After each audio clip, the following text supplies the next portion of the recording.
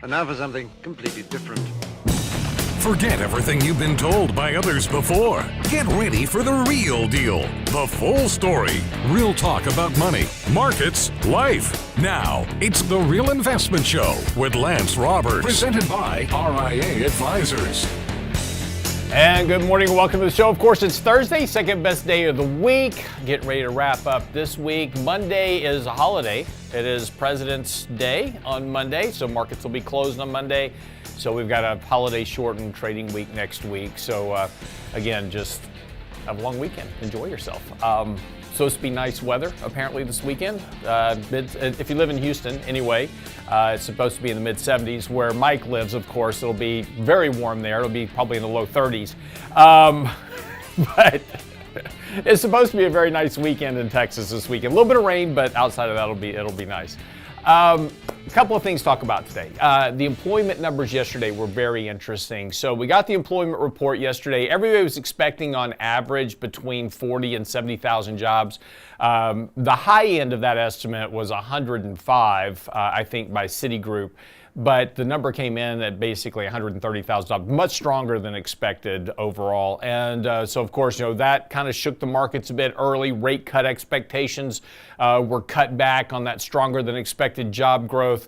But once you dig into the number, it really wasn't all that it was cracked up to be. In fact, the vast majority of that employment growth was seasonal adjustments. Now, this is something we've talked about a lot in the past, is these seasonal adjustments that we do to the numbers. We had tried to adjust, we do all these mathematical adjustments, these ex-arma adjustments for, it's January, and so we add a bunch of people to the employment rolls, or we subtract a bunch of people from the employment rolls just because it's January and people are, getting hired or fired because of holiday shopping. Anyway, we're trying to adjust all these things for all these seasonal tendencies that happen in the data.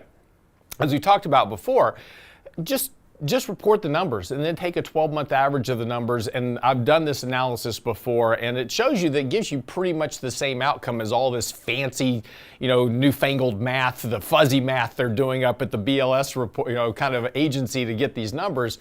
Much easier way to do it, but I guess you got to justify your job. But there's just easier ways to do things. But anyway, that seasonal adjustment is important because we talked about those seasonal adjustments pretty much every month last year, saying exactly the same thing as like, hey, this number was, this number today, and it was mostly seasonal adjustments. Well, that was the interesting thing, is that we also got yesterday the adjustments to last year's data, and pretty much stripped out all of the seasonal adjustments. March was revised down by a total of 898,000 jobs. If you take a look at job growth last year, it was the weakest rate of job growth since 2003. By the way, we're in the middle of the dot-com crash in 2000, just ended the dot-com crash in 2003.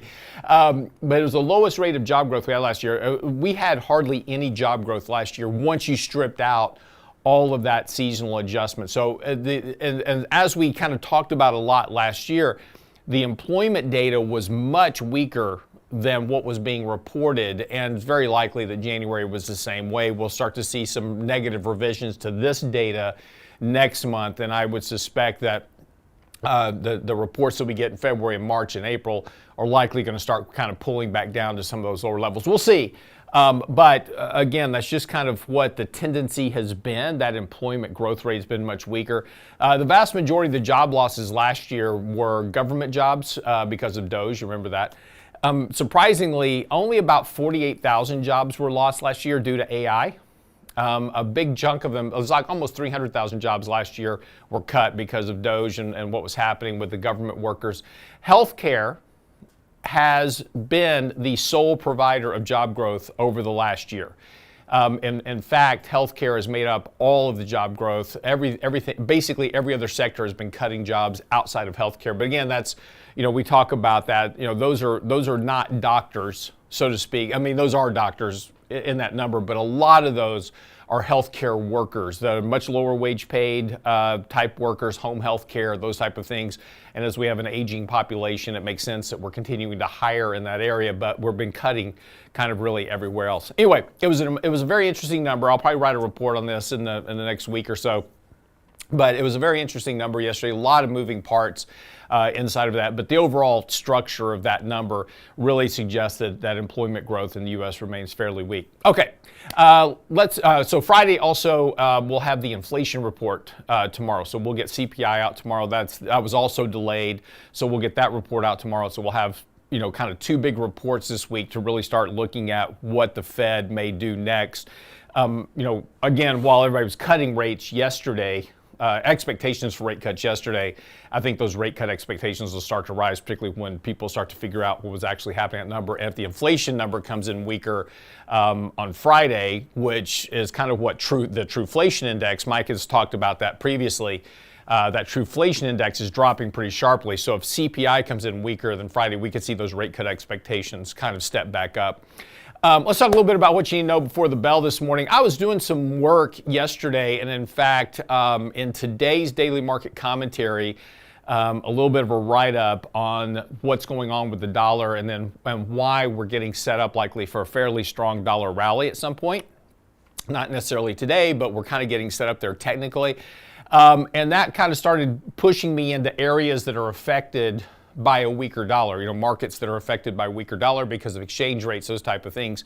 So I started running some charts, and there's just some things that are worth noting kind of in the markets in general, is that from a technical basis, we're getting very, very extended on multiple levels. So this chart is, and we're going to use the same chart on different markets this morning. This is a 20-year chart of the S&P 500 on a monthly basis. So this is very, very slow to move. It takes time for this to occur. But what you'll notice is that when markets get very extended, we start getting above 2 standard deviations, above long-term monthly moving averages. That's typically where markets have bigger corrections of some sort. Like we saw last year, we've come down and retested this kind of long-term moving average multiple times. We did it in 2018, we did it in 2020, we did it in 2022. We did it last year very quickly. Remember, in the Liberation Day sell-off, we went from 3 standard deviations oversold back to the moving average before rallying back up through the end of the year. So these very big extensions eventually revert back to that long-term mean. And so when we start taking a look at markets in general, this is the S&P 500, very overbought on a long-term basis, still in a buy signal right now. But we are at very, very overbought levels, and that typically precedes correctional moves at some point in time. But it's not just the S&P. We've talked about this kind of push into the markets over the last year or so that investors are just chasing every single asset class. This is the S&P 500 equal weighted index. It also is now 3 standard deviations overbought, very extended on long-term means. Again, we've seen these corrections back. And this is the equal weighted index. So this pulls out some of the mega cap technology stocks. And since those are reduced in that weight, which this rally by the equal weighted index to this 3 standard deviation area is a function of all the other stocks now pushing. So that's energy, materials, industrials. So if we take a look at basic materials as a good example, basic materials is now pushing almost 4 standard deviations above its long-term mean. It's been a near vertical spike in basic materials as of late because that's been the real chase. And again, we've seen these periods before. These periods, by the way, just because you're in this kind of very overbought territory doesn't mean that markets just collapse tomorrow. You can stay very overbought for a period of time, but the point is that eventually these very, very overbought extensions eventually mean revert. And that's just a function of how markets work over time. So, this is why we talk about taking profits, rebalancing risk, those type of things. But basic materials, very, very overbought. That's why the equal weighted index has been coming up. Here's industrials. Same way, industrials have been on a very big tear here, very, very overbought, very extended on multiple levels. So, again, this has kind of been an area of chase by investors. And again, these are much smaller weights in the S&P 500 index. So when these smaller weighted sectors are driving the overall market, it's also kind of a noticeable event. Again, this is transportation. Very similar here, very elevated, 3 standard deviations above long-term means. We've seen these periods before. At the end, these charts all look the same. Now, as I was saying though, when I started doing this work, this was really a function of the dollar. these areas are important to pay attention to. But other areas that are affected by the dollar are the rotation of foreign investors when they're trying to capture the differentials between currencies. So international markets are now extremely overbought. They're 3 standard deviations above long-term means. And now, importantly, this is a 20-year chart, 20-year monthly chart of international stocks. This is domestic, industrialized international stocks. We've been trading in a very broad range for a long time. We're back to where we were back in 2008. Very, very overbought here. But again, this is a very similar chart to what we're seeing. And we've seen this in the past. We've seen these spurts of activity of international exposure because of dollar weakness, dollar strength, et cetera. So when the dollar rallies, this is going to reverse. And so you're going to get this reversion back from international back to the moving average when the dollar reverses in that rally. Same thing goes with emerging markets because they're very sensitive to dollar transactions because they are much smaller countries and they depend on exports to the U.S. Primarily for their GDP growth. Emerging markets, very, very strong rally, actually pushing above 3 standard deviations above long-term mean.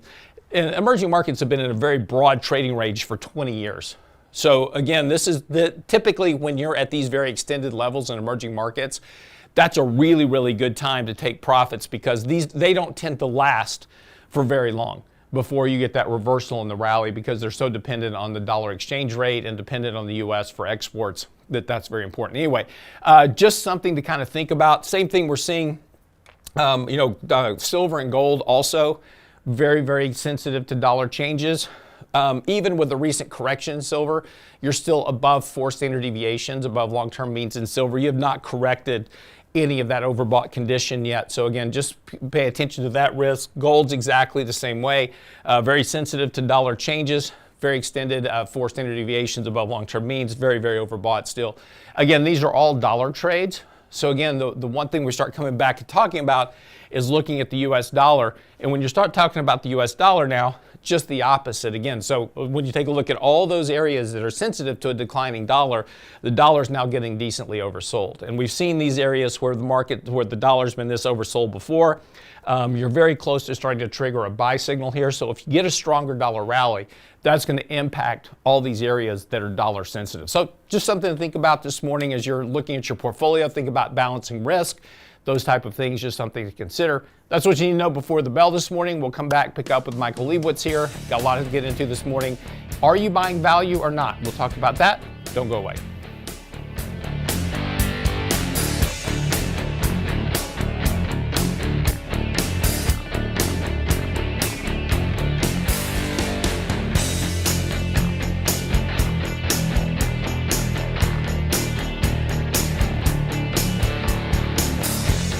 The Real Investment Advice blog. It's required reading for the informed investor. Catch it today at realinvestmentadvice.com. Say the word annuity and people cringe, but here's the truth.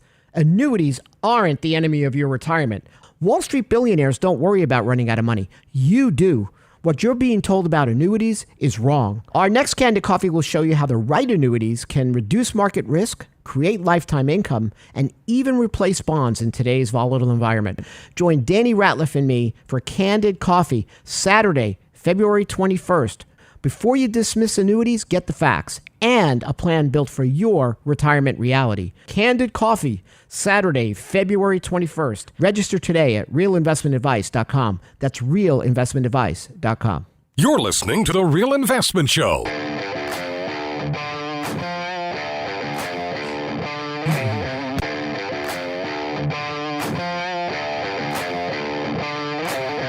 So welcome back to the show this morning. Interesting conversation in chat going on right now, talking about gas prices and saying that gas prices in River Oaks, if you don't live in the Houston area, River Oaks is our rich neighborhood, right?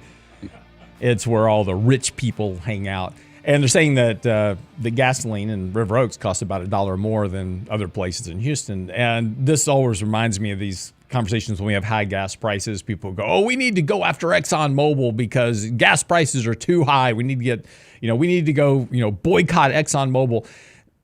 ExxonMobil doesn't set the gas prices. Your neighborhood sets the gas prices. And then because these are retailers that are all, competing with each other. And this is why when, you go to a corner on a kind of a main area and there's gas stations on every corner, those gas prices are all pretty much the same, because if one guy lowers it, the other guys around him are going to lower it too, because people gravitate towards the lowest price.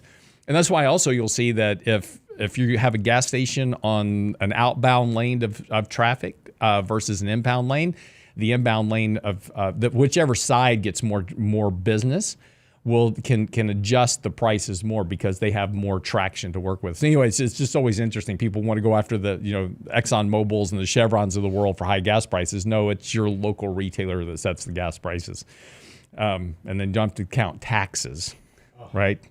That's why gas is like $12 a gallon in California, because of taxes. So,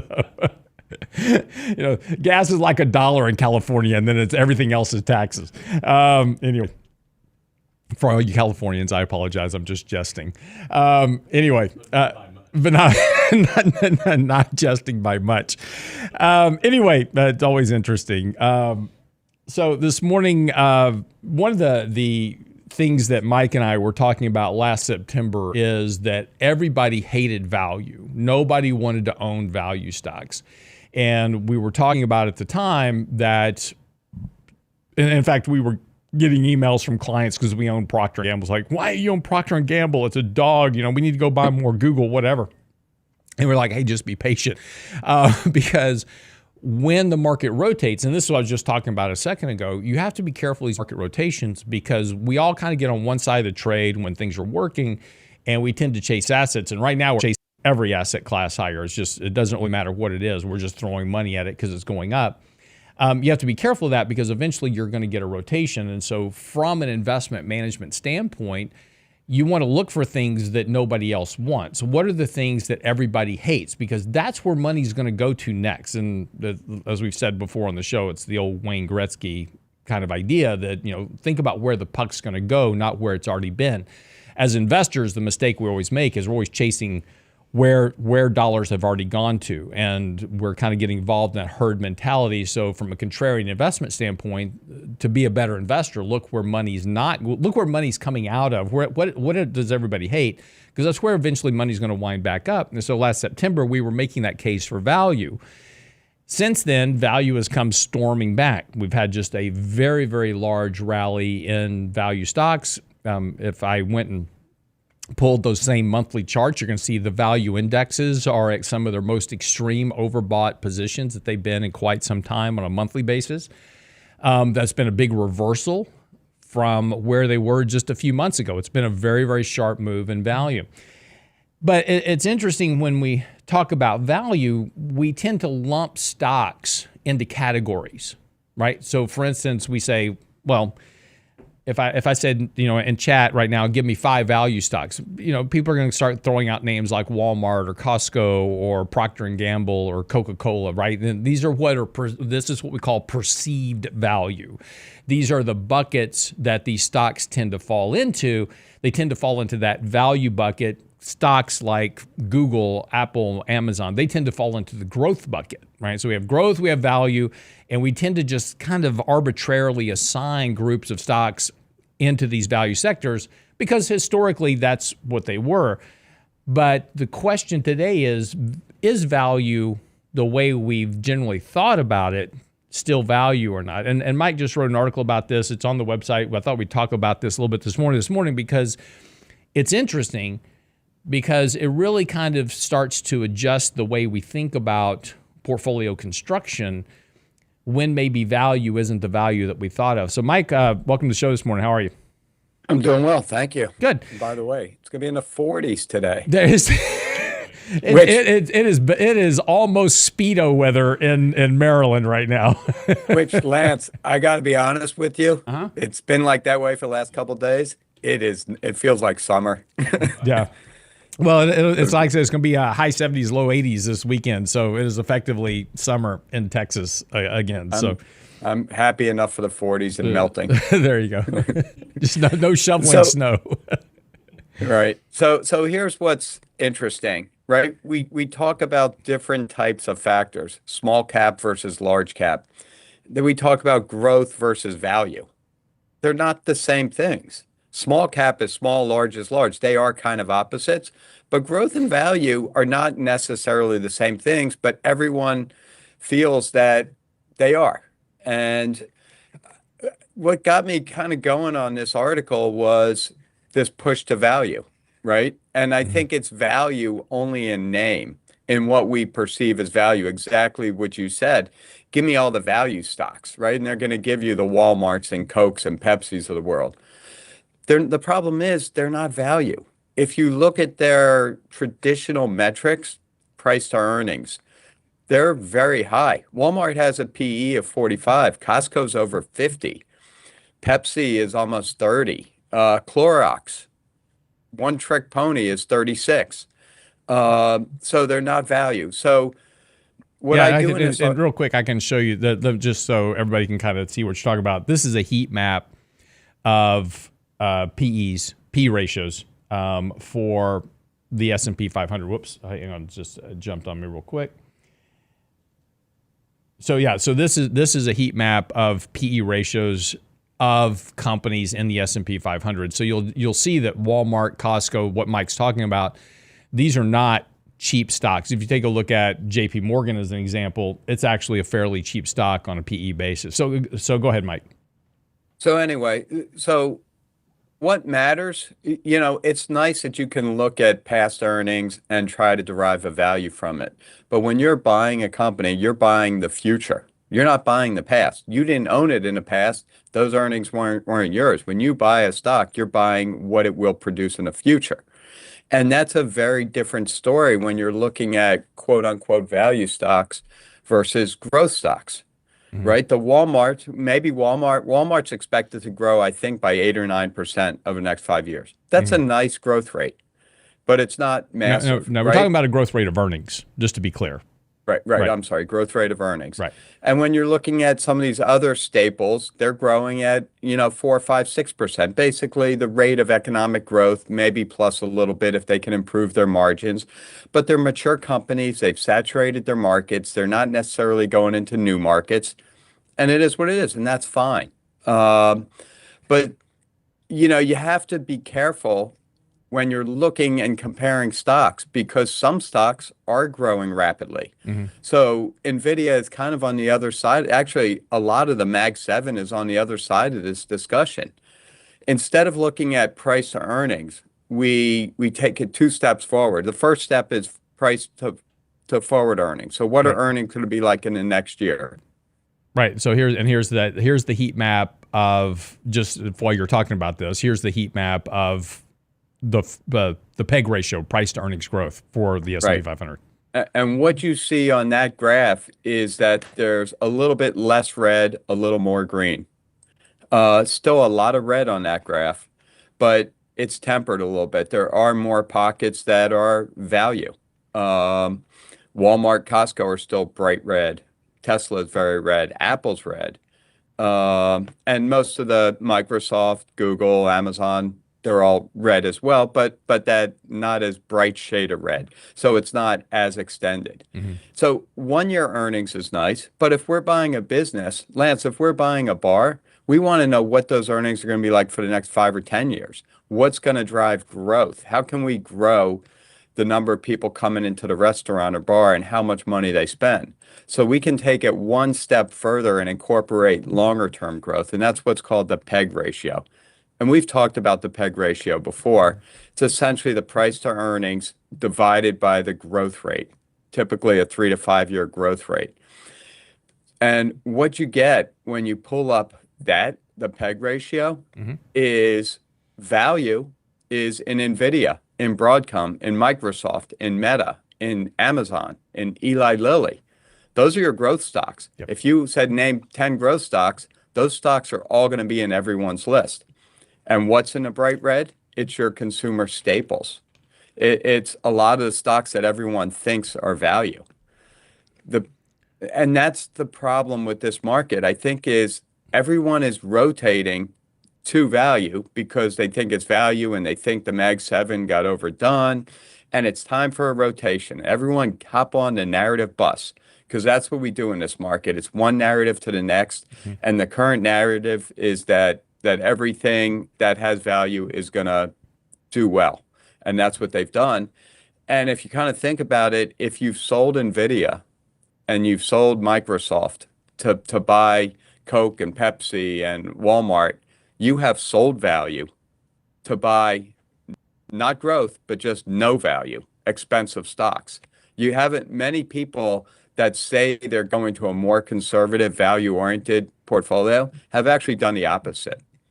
Now, it's important to caveat this whole discussion that the problem with forward earnings is that we have no clue what's going to happen in the future. Mm-hmm. So when you look at a company like Nvidia, estimating their next quarter or two, that's not that difficult. But even doing that, the Wall Street guys, that's what they do for a living.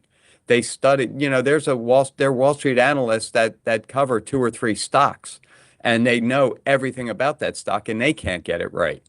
So when you're starting to push out a year or 3 to 5 years, there's the potential for a lot of error. So when we look at Nvidia, it's got a PEG ratio of 0.50.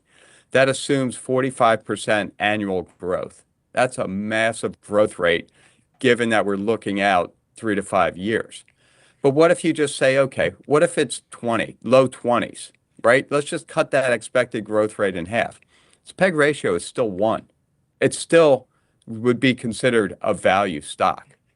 So, the point is, and you would have to bring its growth rate down to about 10 to put it on par with Walmart. Is Nvidia going to grow by 10% over the next 3 to 5 years? Annualized? No. Maybe year 5 will be 10%, but we can pretty much bake in what's going to happen in the next year or two, and those are going to be well north of 30, 40%. Mm-hmm. So, the point of the exercise is to understand what you're buying. And it's fine to buy value. We bought value, but we knew when we bought value that it's not necessarily value, although Verizon actually is value. But Altria, we bought Verizon and Altria, Altria is not, Verizon is when you're looking at it on a longer term. But it's important to distinguish between, to understand that you're buying what you're buying. Even you're buying in the name of value, but it's not value. Right. And just fair disclosure, right? We own Walmart, we own Costco. We recognize that these are expensive stocks, but they're doing well, and so we own them. We own them for their structures. We own them for a variety of reasons, but we realize they're expensive, and we'll manage that risk accordingly within the portfolio. It just won't be a function of we're just going to buy and hold these forever, but. So even in our portfolio, we own growth stocks like Meta and Google and others, and we own those stocks, but we also own these other parts of the market as well, because we need that diversification within portfolio so that we capture these rotations when they occur.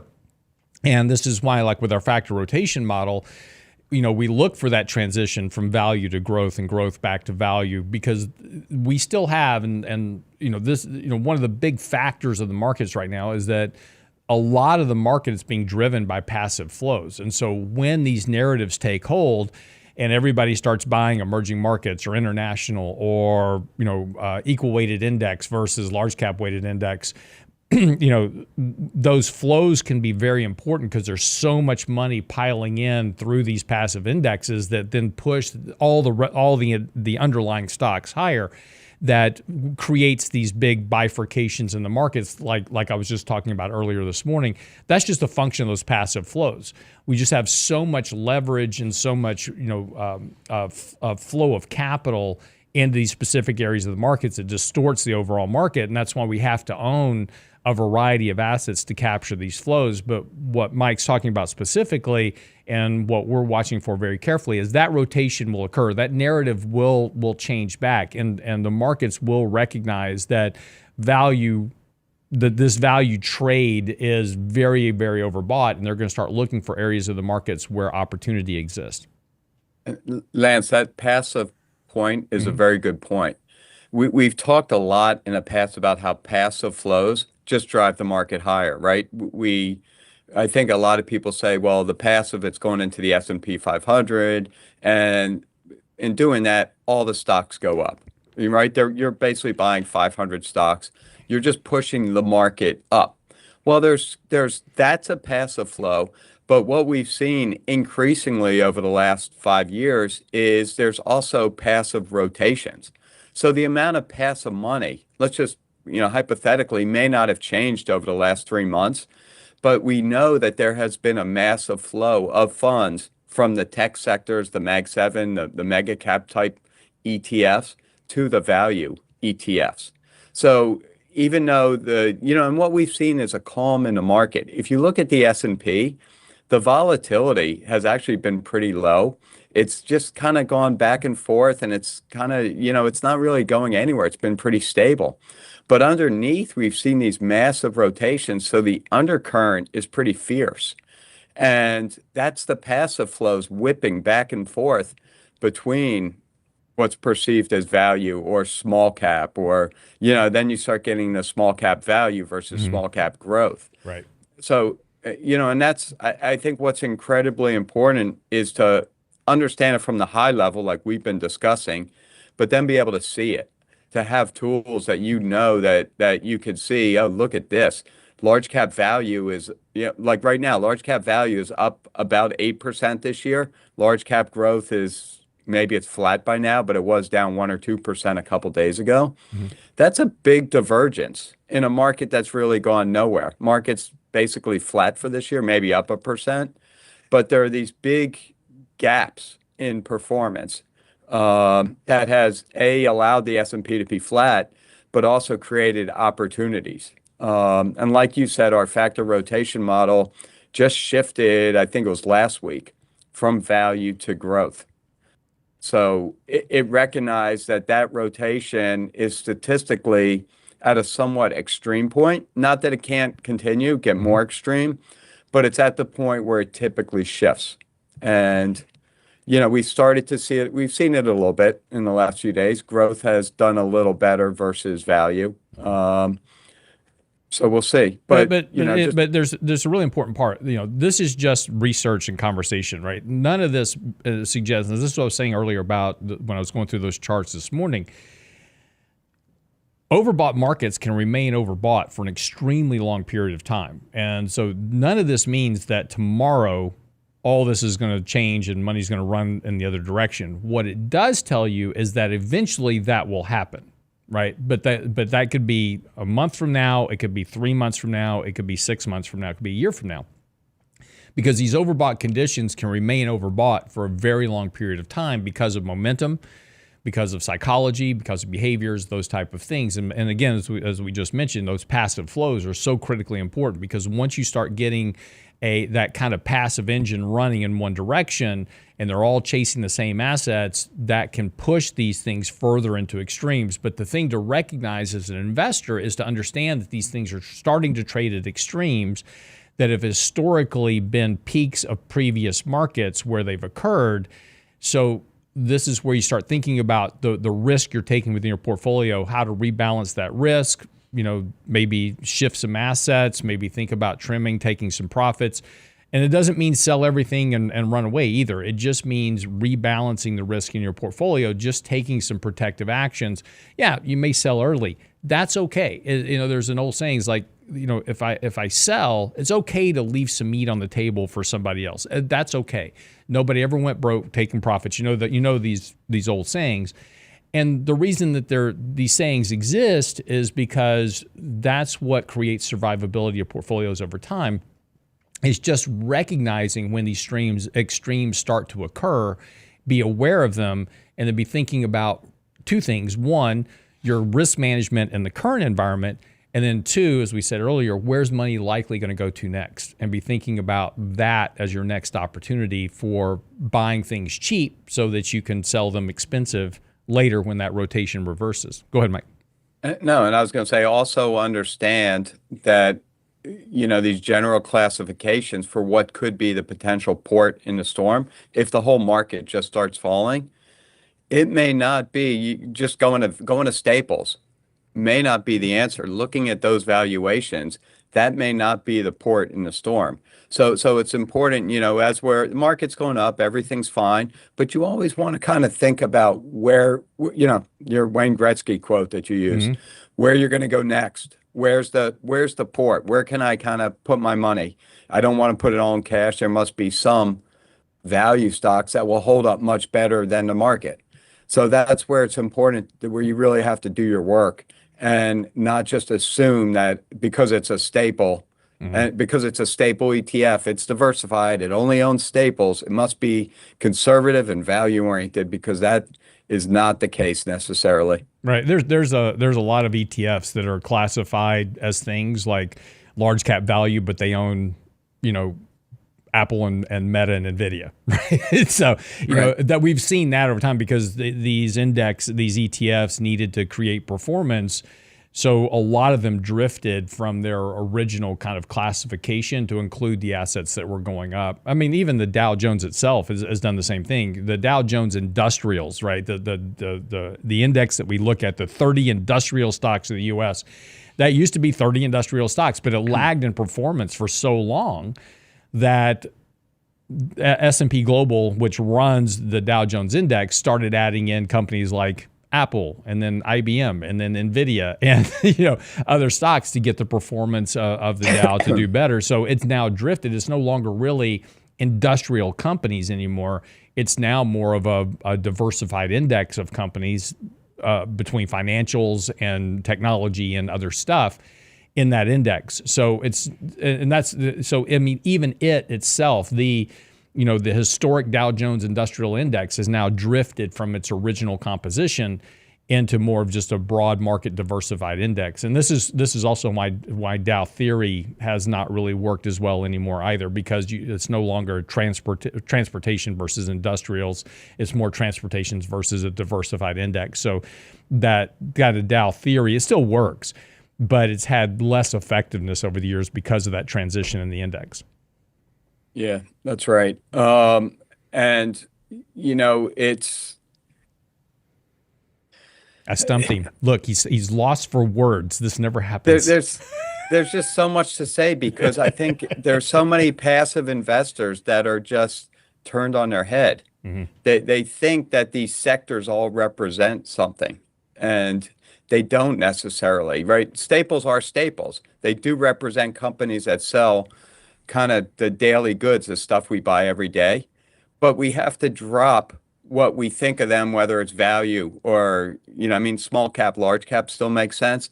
But this whole value growth argument has to change. Mm-hmm. And Lance, maybe one of us or both of us wrote an article a few years ago where we talked about how many ETFs Apple was in. Right. And at the time, Apple was the largest company by a stretch. Now it's Microsoft, Nvidia, and Apple. They kind of share the crown. I think it was in a small cap ETF. It was in multiple mid cap ETFs. Mm-hmm. It was in, like you said, staples type ETFs. It's everywhere. So this is a buyer beware market, and not kind of trust the headline narratives that are driving it. Yeah. Let's talk a little bit about yesterday's employment report. I touched on that this morning during the opening. When you actually dug down to that employment report yesterday, wasn't nearly as strong as headlines suggest. Of course, then when you take a look at the revision, the benchmark revisions for last year, it wiped out basically all the job growth. It was interesting because on the headline, the market started cutting expectations for further Fed rate cuts. But once you actually dug into the data, there really wasn't much that suggested that employment growth is booming right now. And you take a look at wage growth, et cetera, is still trending lower. Do you think the Fed pays much attention to yesterday's report, or do you think they understand the dynamics of what actually occurred in the number? Oh, I think they pay attention to it like we do. They come right through it and they realize that it's garbage. Every to be fair, every month is garbage, right? We just got revised down by 1 million jobs. Right. Right. You don't need me to tell you it's garbage if you're revising it by that much. Right. January, though, is probably the hardest month. Yes. It's got the largest seasonal adjustment. And you were talking about the seasonal adjustment, but just my 2 cents, it's a necessary evil, because if we said we lost 1.7 million jobs in January, what are you going to compare that to? The 1.8 million we grew in December? You need Yeah. something to kind of balance it out. This is what I'm talking about. This is why if you just took a 12-month average, if you ran a 12-month rolling average, it would smooth all that out. So yeah, you would lose you gain 1 million jobs in December. You'd lose 1 million jobs in January because people get fired and hired for the holidays shopping. But that 12-month average would smooth it out. I've run the charts on this. And it gives you a much better estimate of where job growth actually is than using all these seasonal adjustments. Yeah. And then, so one issue is they revised last January downward by 180,000 jobs, something like that. Mm-hmm. That's higher than the whole this January. So we should expect a big revision a year from now when no one cares. The other one is the birth death model that they use. This is basically to account for new businesses and their hiring. It's a garbage model. It's almost always positive. Even when you're in the depths of a recession, they're adding jobs because so many people are gung-ho to get out there and start businesses, right? Right. So despite the fact that from 2010 through 2020, I think was the last time I ran the data, the number of actual businesses created in the U.S. actually fell, even though every month the BLS was adding 250,000 new jobs because of people starting businesses to the rolls. There's just a huge gap. Right. And I'm looking, I can't find it, but the birth death rate added, so here, the birth death rate added 145,000 jobs to the number. The problem with it is, like, that's fine, but what did it do last January? And there's a $60,000 difference. It added 60 more thousand jobs this January than last January. Right, because we're more excited this year. Right. So, look, I mean, it would be really nice if the market could just use ADP or use some of these other paychecks, or there's a new one, Revilio, that are using actual data. And they're all telling you the same thing. You don't need the BLS. They're all telling you that job growth is pretty slow. There is job growth. It's somewhere between 20,000 and 50,000 a month. And there are revisions to those services, but they're minor. Though they're much more predictable. ADP now does a weekly number. So, I think we should be the market. Doesn't matter what we use, Lance, because we have to trade the way the market trades. Right. The market should be much more focused on ADP, with BLS being an afterthought. Because look, we know when we get to February, March, they're going to revise January's number down by 50,000. Right. And then when we get to June, they're going to revise January down another 20,000. And no one's paying attention. And by the time we get to the end of the year, it'll be 60,000, kind of in line with ADP. And then they'll revise it. Then they'll do a major revision, drop it another 50,000. Yes. And that's the way it works. And look, the bond market, the market didn't really buy into it. The bond market sold off a little bit. It had a big rally the day before. It started coming back later in the afternoon. If we would have seen that same kind of number a year ago, bonds would have been off 2 to 3 points. They gave up half a point. They started coming back. They're doing better this morning. So they just kind of sloughed it off. So, I mean, but it is interesting. I mean, we've talked about this before. Is the problem with data now? On Friday, we're going to get this inflation report. And again, as I mentioned this morning, and you've talked about Truflation, if the Truflation index, which measures 1 million real-time data points, which has been dropping sharply, suggests that CPI should be a little bit weaker on Friday. We'll see, but again, you never know, because CPI, like the BLS, has a whole lot of adjustments to it and other factors that typically, and again, there's a lot of guessing about the homeowner's equivalent rent, which is 42% of the index. There's a lot of anomalies in there that can keep, they can give us a different inflation number than we expect, even though the Truflation index is suggesting weaker inflation data on Friday. That's right. But I think what's startling, what's really kind of alarming to me is not, Truflation is the better inflation index. What's startling to me is how fast it's falling and how low it's gotten in literally the last 6 weeks.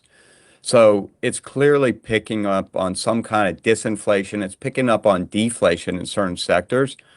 So I think it's going to be hard for the CPI not to pick up on it, but I think the question is when. Will it, and this gets to shelter. Shelter is well above in the CPI where it is in the real world. There is rent deflation in many places. Home prices are stagnant at best. There is no inflation in the shelter sector, but they're still pricing in on a monthly basis 3 to 5 basis points worth of 3 to 5% worth of that inflation annualized. And you strip that down to zero, that's 40% of your number. CPI excluding food and excluding shelters below 2%. So you drop that to 2%, all of a sudden rate cuts are going to be agreed upon by the Fed pretty quickly, and we're talking about 3 or 4 or 5 this year, not maybe one. And that tone could change rapidly. So look, I'm not saying truflation is right. I'm just saying this thing is really falling fast. There's something going on. Yeah. It's worth paying attention to. Well, and again, we see kind of the anecdotal data and some of the other economic reports. For instance, like we just saw the ISM manufacturing index that had a huge pop. And everybody's like, oh, look, the manufacturing index is doing really well. We're back above 50. We've been in contraction for a while, finally back into expansion. But it was all driven by the semiconductor shortage because everybody's trying to rush to go out and buy semiconductors. Samsung's in a big race to try to ship semiconductors over to NVIDIA. So that's giving us this kind of temporary spike in the manufacturing index, but that really doesn't translate to what's happening in the rest of the manufacturing indexes or manufacturing areas of the economy, which are slowing down. They're reducing employment, et cetera. So again, there's a lot of these abnormalities that are occurring within the data, but you start stripping some of these things out, and what we get is a fairly weak view of what's happening. We're getting economic growth. We're not in recession, but it's not booming either. And that has potential ramifications for future earnings growth and those type of things as well. Well, importantly, Lance, manufacturing is, what is it now, 20% of the economy? 20. Service sector is about 80%. That number was meh. It wasn't on fire like the manufacturing sector. So, I felt like the market made a bit of a to-do about the manufacturing number, but didn't say much about services. But that's 80% of the economy. Right. So, yep. It's just important to understand where growth is coming from. Is it are you creating a lot of jobs? And with that growth so far, AI, these data centers, there are people building data centers, but it's not massive job growth. And then at the same time, I think, we're starting to quantify how many jobs is AI taking. And that's that offsets some of the job growth from AI. And that's no one's going to have great numbers on that. It's really hard to quantify, but that's something we have to contend with more and more. Absolutely. All right. That wraps up the show for the day. Thank you so much for joining us this morning. Be sure and give us that thumbs up because it certainly helps us. Hit that like button on our channel this morning. Helps the algorithms, of course, keeps us doing this every single day. Tomorrow, Financial Fitness Friday, and we will, of course, continue to be here. Be sure and get by the website, realinvestmentadvice.com. Make sure you subscribe to this weekend's newsletter. We're going to be talking about the potential for a dollar rally in the newsletter this weekend, kind of laying out all the data for that. That'll be in the newsletter on Saturday, the Bull Bear Report. So make sure you're subscribed at the website. Also, get our daily market commentary. It's all at the website. It's all free, of course, realinvestmentadvice.com. All right, have a great day. See you back here tomorrow.